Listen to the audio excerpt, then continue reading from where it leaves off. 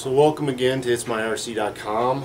I am today working on my E-Revo along with one of the trailers that I'm working on.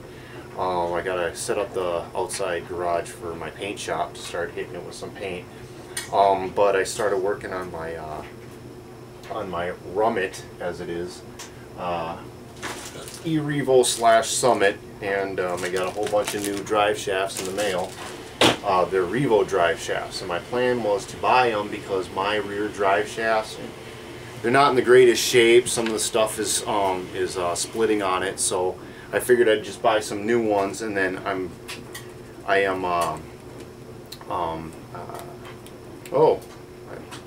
stupid. I'm experimenting. That's the word I'm looking for, with some ideas with my Summit rear differential. The Summit rear differential, if any of you guys don't know this, is wider than the E-Revo differential. So the drive shafts for the Summit, or for the E-Revo, don't fit quite right. If you put, you can put the differential, you need the whole differential, including the bulkheads, from a Summit into an E-Revo. I just got done doing it. You can use the same rocker arms, you can use pretty much everything the same except for you need the full differential, so the locking differential from a Summit, and the cases, the bulkheads, I should say. So, but then the drive shafts are the wrong size. So at least one of them works fine. The other one is long. It won't allow the articulation of the rear A-arm. So you have to replace the drive shaft.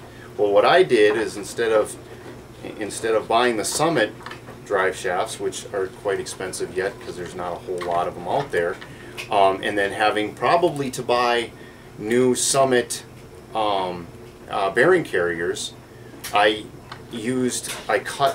took off my drive shaft and I cut it, but you have to peel off the sealer. You have to cut it. It won't come off. It's glued on. So you take that off, and then all you have to do is cut the main drive. You don't even have to cut the inside shaft. You only have to cut this main shaft down a little ways. Now I use my my PVC cutting tool, but you can use a hacksaw. It's not going to look as nice. The sealer, you're going to be pretty hard pressed to get that sealer to cover it again. It does go on there, but it slides around a little bit, and it's going to let stuff in there. So it keeps the bottom portion covered, but yeah, you're probably still going to get stuff up in there, and you're going to want to clean that out every once in a while. I actually had both of these intact, and this one here is almost completely intact, and I can still hear sand in there. So it's not like these things keep everything out for some reason. I don't know why. They seem like they're completely sealed, but it feels like it's a little, I mean, these are probably pretty old anyway. Anyway, so that's what I'm doing right now. And in getting these back out, this is the one I just put in. Getting this back out, I figured out a couple of tricks I figured I'd share with you real quick. Now, of course, I can't get this one out. So you need a sharp utensil, like a really sharp scissors, that you don't care about messing up, and you kind of just got to pry that bearing out if you want to get rid of it. You're probably going to bend your scissors if you don't have the proper tool, which I don't know if my screwdriver is going to be enough. Yeah, that's too big. So maybe my file will work, because I just wanted to show you guys, and this is exactly why I wanted to show you. Once I get this out, so now I can get it out. Once I get it out to here, if it's loose enough to get to there, then you can take just like a pair of tweezers and get in behind there and kind of shift it out, and it comes out real easy. I got this thing out and then tried to put it back in, and there was no way this was going back on there without damaging something. So this bearing really needs to be replaced too, which I need to do. So I slide this back on there, and it won't go on. And I tried and tried, and I've tried tapping it. I tried using a tool to get it to go back on there, it burrs. So I'm, like I said, most of you guys probably know this stuff, and I'm just learning, but I figured I'd share it on video for all of those out there who just give up on their E-Maxx or their Summit or their E-Revo or whatever and get rid of it because they don't want to deal with the the stuff anymore.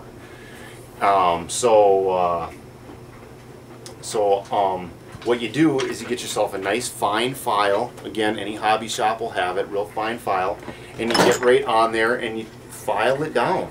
I mean, file that burr down. Once you file the burr down enough, it's not like the drive shaft. It's not like you're going to take off too much of the drive shaft when you're doing this. It's not, the drive shaft's not going anywhere.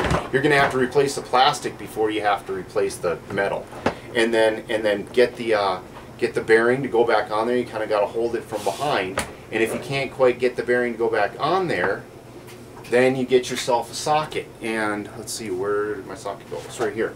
You get the big socket, and this is a 5/16 socket, which ends up fitting perfectly over the drive shaft, but pushes up against the outside rim of the bearing. And then you can just push that bearing right back on there. It works really good. It saves your hands.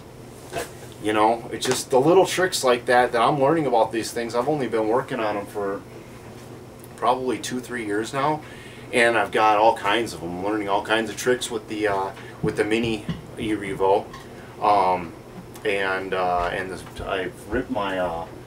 ripped my E-Maxx apart and put that back together a couple of times. So again, I'm learning, and I figured I'd share it with you guys. So have a good one.